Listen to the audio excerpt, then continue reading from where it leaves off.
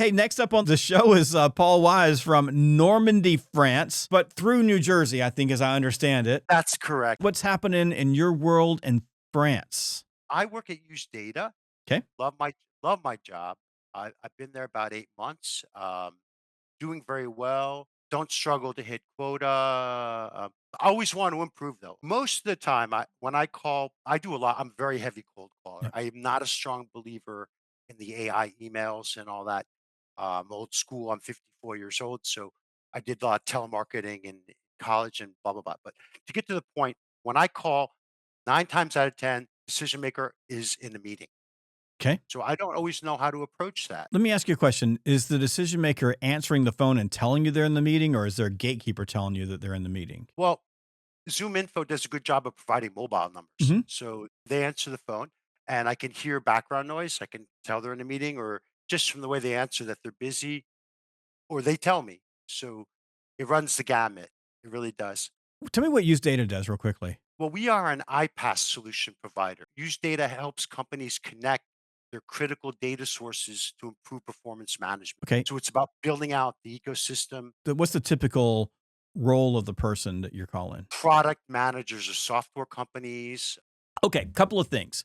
There's one school of thought that says pitch fast. I got them on the phone, they answer the phone, pitch them as fast as I can. It sometimes works. Like you pitch them, you send them over a meeting invite, and you said a certain number of them show up. Yeah. What's your show rate? The show rate's always lower, obviously, when I don't really have solid conversation with the person and can validate what they've told me and Okay. do all these cool things. I think one school of thought would be, hey, they answered the phone, you got them, so go for it. Okay. Yeah.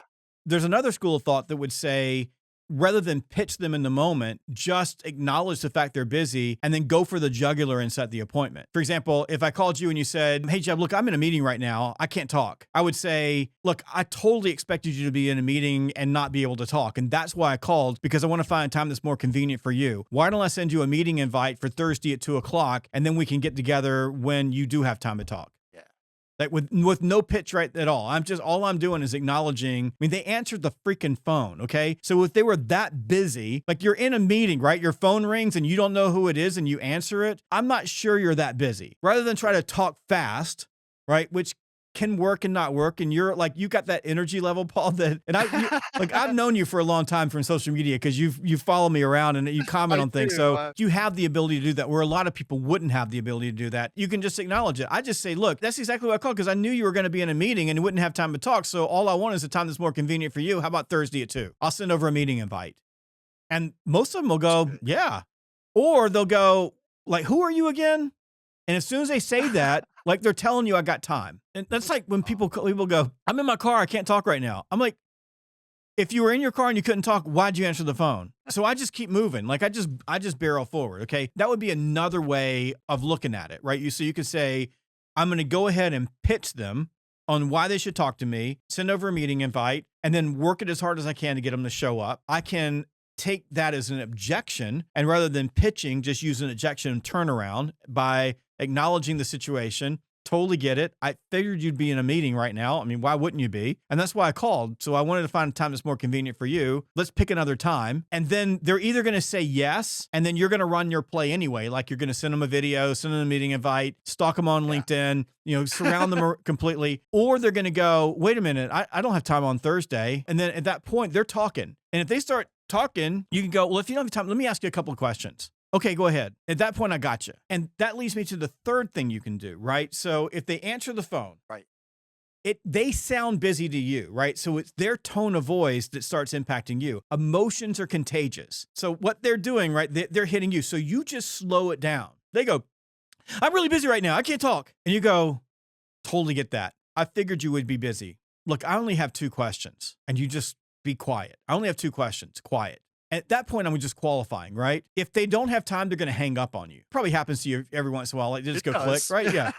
If they truly don't have time, they're going to hang up. This is called a non-complimentary behavior. They're like, I don't really have any time right now. And the only reason they're saying that is they realize the mistake they made is that they picked up the phone and you're on the other end of the line. So in that case, you go, I knew you were going to be busy in a meeting. I only have 2 questions. You're relaxed. They're moving fast. Don't say another word. Let them fill in the gap. If they go, okay, but go fast. Now you need to ask the question that's going to get them to engage. Like now you need to ask the question that's going to get them to say blah. So your question might be a qualifying question. And it might be, I just want to know how many, I'm making this up, okay?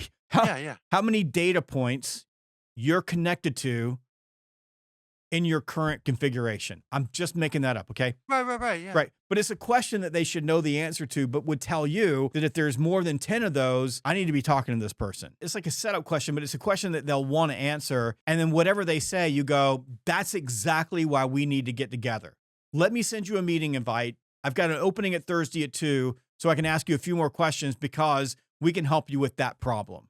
You see how we're I, doing that? I absolutely do. I've taken notes of some great tidbits there for me. Thank I would look at one of those, like one of those three things. So what you're doing now sounds like it's working okay. Like, I mean, you're pitching and you're getting meetings. Like if you were getting no meetings at all, I would say, okay, we need to quit doing that. But it is working. And then you've got a way of managing to get more people to show up. We've got we'll treat it as an objection and just do a quick turnaround and we're going to go bam, ask for the meeting without any pitching at all. Or we look at it as an opportunity to test whether or not they're really busy by using non-complimentary behavior to slow the process down and then throw into their lap, hey, I just got 2 questions and you shut up. After that, you're going to know. They're either going to go, I don't have time to talk right now. In that case, you go, hey, I figured you wouldn't. Let's go ahead and set a call on Thursday at 2, send them a meeting invite. Or they hang up the phone on you. They say, screw you and hang the phone up. I guess in Jersey, they would say, screw you and the horse you rode in on click. Or they go, okay, I got 2 seconds. I mean, just shoot them to me fast.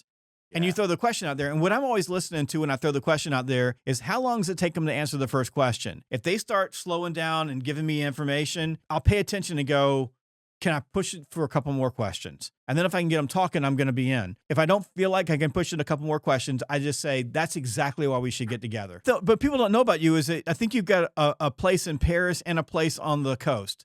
So Yeah. this is I like, did. this is what sales does, right? We have the most lucrative careers in business, period. Right? I love what I do. I love sales. I pitch myself. I get to do this. The Outbound conference will be up again. It runs every other year. So you can go to outboundconference.com right now, outboundconference.com, and click the button and you can put your name on the waiting list. Yes, sir. And we're going to send the people on that waiting list the first dibs because we always come out with early bird tickets that are significantly discounted. So like the first Okay. 50 people or so. So anybody who's listening, if you want to get on the mailing list, we haven't announced the date or the location yet, but our team is hard at work finding the location, and the location is going to kind of dictate the date to us because we got to work with their schedules. But once we have that up, we'll send out early bird tickets. So go to outboundconference.com, put your name on the waiting list, and it should be about 60 days. And we'll be ready to roll. Well, congratulations for all that you've achieved and keep achieving. Thanks, Paul. Have a nice one.